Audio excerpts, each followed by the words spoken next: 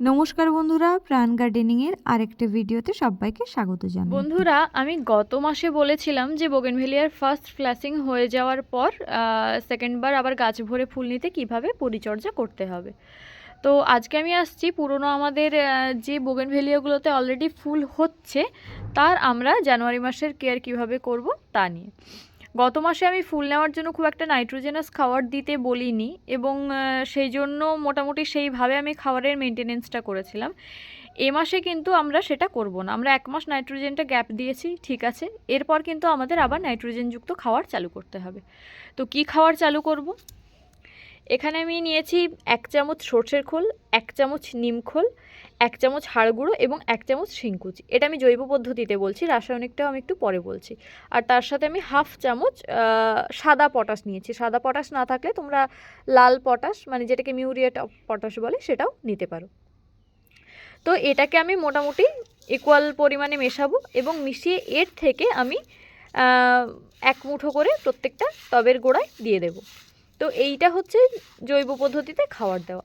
এই ক্ষেত্রে আরও একটা কাজ করা যায়, 1 মুঠো পরিমাণ এই টোটাল মিশ্র সারের সঙ্গে আর 1 মুঠো পরিমাণ ভালো মানের কোনো রকম কম্পোস্ট, সেটা হতে পারে 1 বছরের পুরনো পচানো পাতা পচা সার অথবা ভালো কোনো ভার্মি কম্পোস্ট গাছের গোড়ায় দেওয়া যেতে পারে। তাতে কিন্তু খুব ভালো রেজাল্ট পাওয়া যায়। আমি আজকে দিচ্ছি না কম্পোস্টটা, আমি আগামীকাল বা তারপরের দিন কম্পোস্টটা দিয়ে দেবো। আমার কাছে এই মুহূর্তে কম্পোস্টটা অ্যাভেলেবেল নেই। এই সময় কিন্তু কম্পোস্টে দিলে খুব ভালো রেজাল্ট পাওয়া যায়।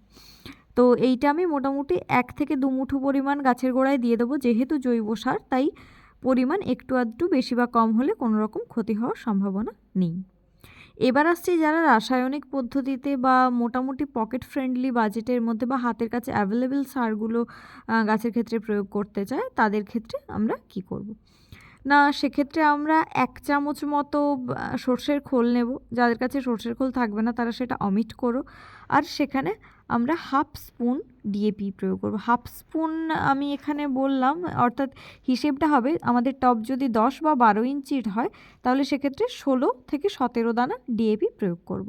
তো সেই হিসেব করে আমরা মোটামুটি সারটা প্রয়োগ করব। এবার যাদের টব ছোট থাকবে তারা সেই হিসেবে রেশিওটা কম করে নেবে।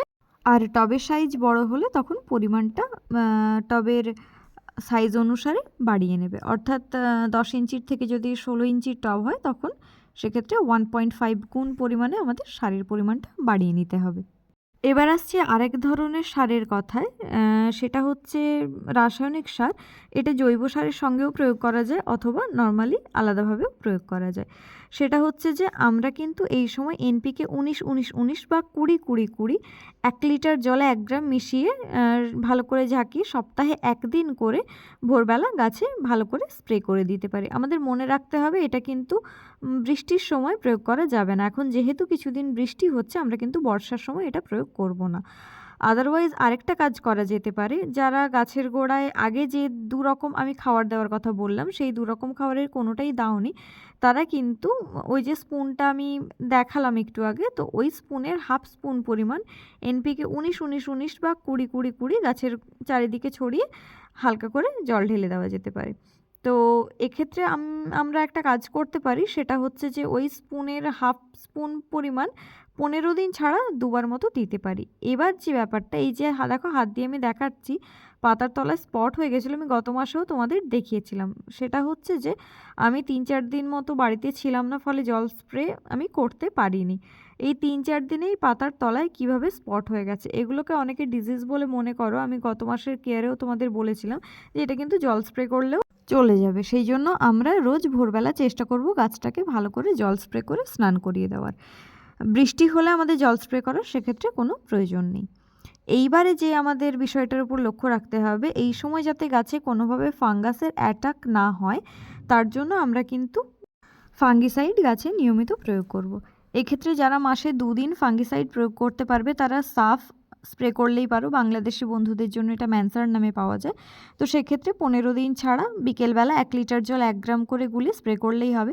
আবার অনেকে সময় পান না, তো সেক্ষেত্রে তারা 1 লিটার জলে 1 গ্রাম রেডোমিল গোল্ড বা এই ধরনের কোনো একটা ভালো মানের ফাঙ্গিসাইড গুলে ভালো করে গোটা গাছে স্প্রে করে দেবেন। আমি এই সময় খুব একটা পোকামাকড়ের উপদ্রব লক্ষ্য করিনি, তাই আমি কীটনাশকের কথা কিছু বললাম না। তবে আমি যখন বাগানের প্রত্যেকটা গাছে কীটনাশক প্রয়োগ করি, সেই সঙ্গে আমি বোগেনভেলিয়া গাছেও কীটনাশক প্রয়োগ করি। আমরা সবসময় চেষ্টা করব সার প্রয়োগের আগের দিন জল ঢেলে মাটিটাকে একটু হালকা হালকা ভিজে করে নেওয়ার, এবং যখন এই অবস্থায় কুঁড়ি এসে যাবে তখন কিন্তু আমরা জল আর টানিয়ে দেব না।